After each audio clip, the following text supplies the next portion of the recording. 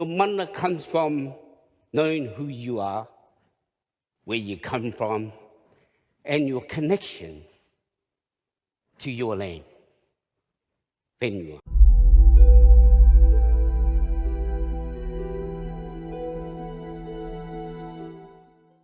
Aloha! Welcome to this week's video. So the intro was a video sent to me by Hawaiian. This is his tag on Instagram. I follow him there. He's an amazing carver. Lives in Hawaii. He sent had a post of him using the ihe, which is that short spear, and I just thought that was awesome. And he gave me approval to put it on this week's video. So this week's I'm going to be starting some Hawaiian style knives. So what you see here are not marlin bills. These are swordfish bills. They're a little bit smaller. Usually on swordfish bills, I tend to work with larger ones, and I'll make like swords or spear tips out of them. These ones are a little bit small, and so what I decided to do was to make some knives and daggers. So a dagger in Hawaiian is pahoa. Now these are definitely not going to look like standard pahoa. Standard Hawaiian daggers. They're going to be a combination of modern style knives and daggers. Everything from a letter opener to maybe, a chef's knife.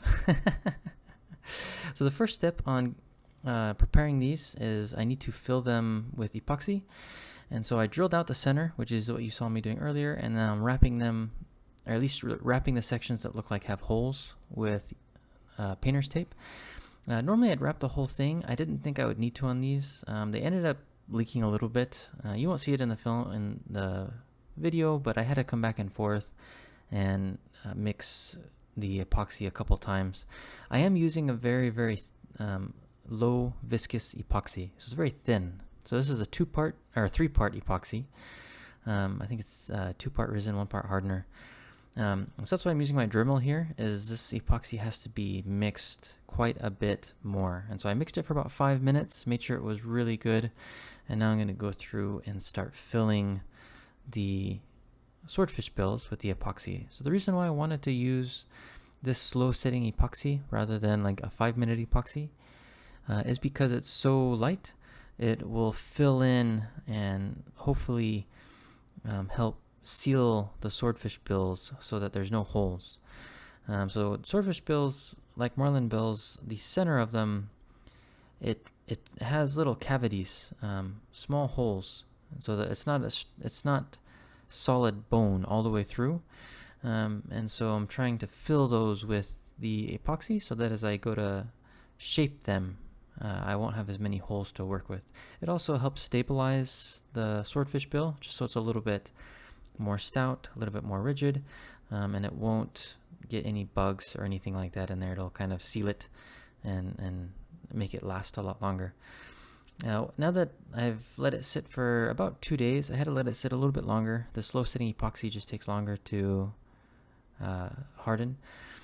I let it sit for 2 days, and then I came back, took off the tape, and now I'm going to begin kind of figuring out what I want to do with them. So you can actually see how that really low viscous epoxy kind of seeped into all the pores and really filled out all of those. So that was pretty much worked exactly how I wanted it to. The next step here is I'm going to be figuring out which wood I want for each piece. And then once I have a general idea of the wood that I'm going to use for each piece, I'm going to go ahead and figure out how I want the blade design to be. One of the things that I wanted to do here, though, is I wanted to get a general idea of what blade I was going to make, and that way I'd start to shape the knife a little bit better. For one of the blades, I wanted to have a 2-tone piece of koa wood, where I glued a really light piece of koa with a really dark piece of koa, and so I'm just going to go ahead and glue this and let it set, and then I'll be coming back to that later. While that's drying, I'm going to go ahead and start shaping each swordfish bill. So this first piece here, the tip of it was pretty bent, and so I cut that off. One of the challenges that I wanted to give myself on these is I wanted to have each one of them with a different connection method. So each one will be jointed differently to the handle than the last one.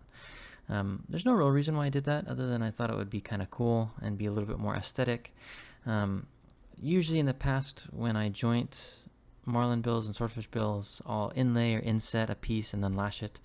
So I'm still going to be doing some of that. I just want to kind of mix it up and have a different types and different looks, so each piece is just totally unique. Now this video is going to be a little bit shorter. You probably noticed. I'm definitely not going to be finishing all of these in this video. I'm just prepping the blades, and my goal is to get 2 done per week. So hopefully by next week's video I'll have the first 2 finished and progress after that. Now there's 7 of them, and so one of the videos will have 3, but that's kind of the goal. So you can see that first one over on the far right. I haven't quite decided yet what I wanted to do with that one. It might be a dagger, it might be like a push dagger. Not entirely set, but I did like the way that the joint on all of them is looking just completely different.